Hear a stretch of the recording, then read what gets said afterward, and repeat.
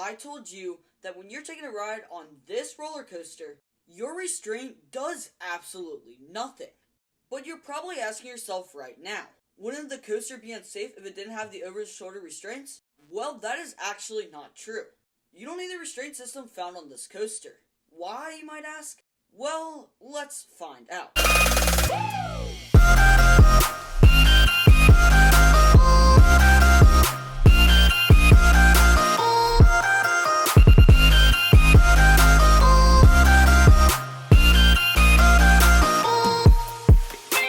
So, there are two main types of restraints found on roller coasters these days. There's the over-the-shoulder restraint found on various older looping coasters and B&M inverts. And then there are lap bars, which are found on many coasters that do not feature inversions such as Millennium Force.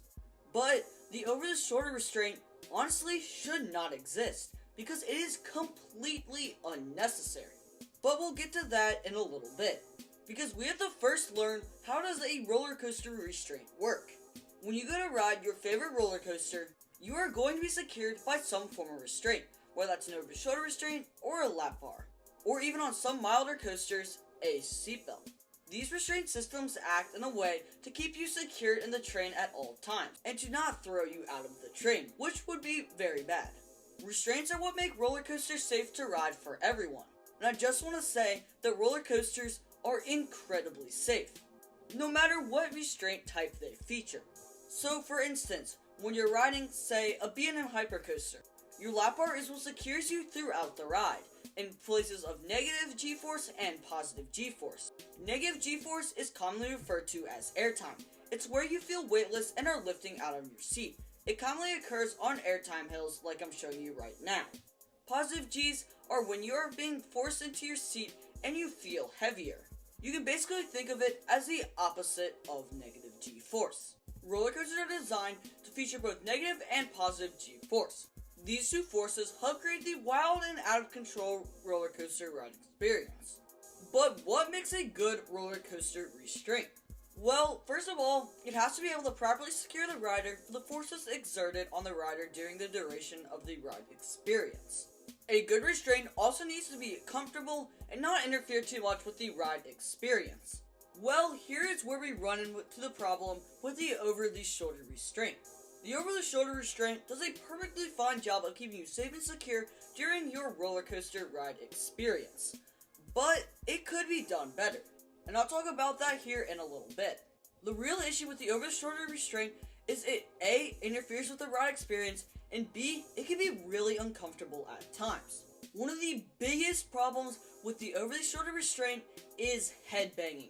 And let me tell you, headbanging can literally make or break a roller coaster. But what makes it even worse is this can be completely avoided with just using a lap bar, which makes this problem even more frustrating.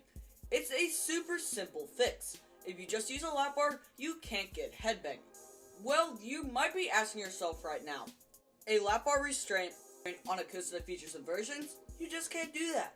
Well, what if I told you that you actually can? You can put a lap bar on any roller coaster, because over-the-shoulder restraints are completely unnecessary. Let me explain. The way roller coasters restrain you is by putting a lap bar or over-the-shoulder restraint near your thigh area so that you cannot lift out or get out of your seat. Well, the over-the-shoulder restraint does the same thing, but with unnecessary padding on both sides of your head, which can cause super uncomfortable headbanging. See, these two restraint systems work the exact same way, just one is a lot more uncomfortable than the other. So taking a look back at Raptor at Cedar Point or any other B&M invert, for example, you do not need that over-the-shoulder restraint. You would be perfectly safe with a lap bar, and it would be a lot more comfortable too. But wait, why don't more parks just replace their old over-the-shoulder restraints with brand new lap bars? I mean, you're perfectly safe and all. Well, theme parks actually might have a few reasons for keeping their old over-the-shoulder restraints. Now, do I wish they would just replace everything with lap bars? Absolutely. But theme parks always have a reason for everything. So, there's probably a few reasons why they keep these things around. A, it's just cheaper to leave the old over-the-shoulder restraints on those coasters. And let me tell you, roller coaster trains can be ridiculously expensive. Like, we're talking like over $1 million per train. Also, some guests feel more safe and secured and maybe even more comfortable when riding a roller coaster with inversions using an overly shoulder restraint. Lap bars give a much more unrestricted experience when experiencing inversions on a roller coaster. That's personally why I love lap bars so much, but not a lot of people like that same experience, because it makes them feel unsafe and unsecure. And theme parks want to appeal to as many people as possible, not just us enthusiasts. So they have to take into account what everyone visiting the theme park would rather have. And the final potential reason why theme parks don't replace their over-the-shoulder restraints with lap bars is that's the way it's been done for years. B&M inverts have always had over-the-shoulder restraints. Why change it now? Many roller coasters with inversions have always had roller coaster restraints. Why would you change it now? And honestly, for some theme parks, they just look at that and it's not worth it for them. The cost, the time, and it could even make some people upset. So are we all doomed to suffer from headbanging from over-the-shoulder restraints for many years to come? Well, there is actually a glimmer of hope. And it's coming from a manufacturer that I talk about a lot on this channel. That would be, of course, Vekoma. Vekoma creates a suspended thrill coaster model that only uses lap bars, and it even does inversions. These Vekoma lap bars look so nice, and I wish every single B&M invert or even every single over-the-shoulder restraint was replaced with these lap bars. No headbanging, super comfortable, they're better in over-the-shoulder restraints in just about every way. Well, what about the future of over-the-shoulder restraints?